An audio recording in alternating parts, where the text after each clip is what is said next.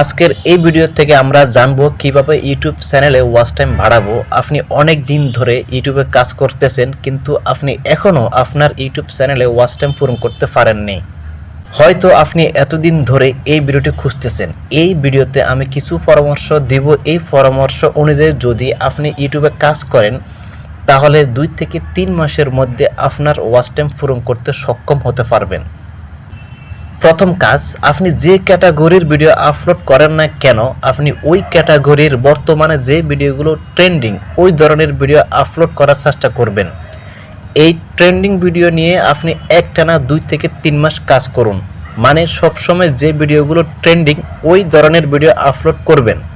দ্বিতীয় কাজ, আপনি চেষ্টা করবেন ভিডিওগুলো যেন 5 থেকে 15 মিনিটের মধ্যে থাকে। ভিডিও লং হলে ওয়াচ টাইম বেশি আসবে। তৃতীয় কাজ, ভিডিওতে ক্লিক করার প্রধান আকর্ষণ হচ্ছে থাম্বনেল। আপনি সর্বোচ্চ সময় দিয়ে থাম্বনেল আকর্ষণ করার চেষ্টা করবেন। চতুর্থ কাজ, আপনি যে ধরনের ভিডিও দেন না কেন ভিডিওতে অবশ্যই সঠিক তথ্য থাকতে হবে। থাম্বনেল অনুযায়ী ভিডিওতে যদি সঠিক তথ্য থাকে তাহলে দর্শক ভিডিওটি সম্পূর্ণ দেখবে। এতে করে আপনার ভিডিওটি ইউটিউব ইমপ্রেশন বাড়িয়ে দিবে এবং ওয়াচ টাইমও আসবে বেশি।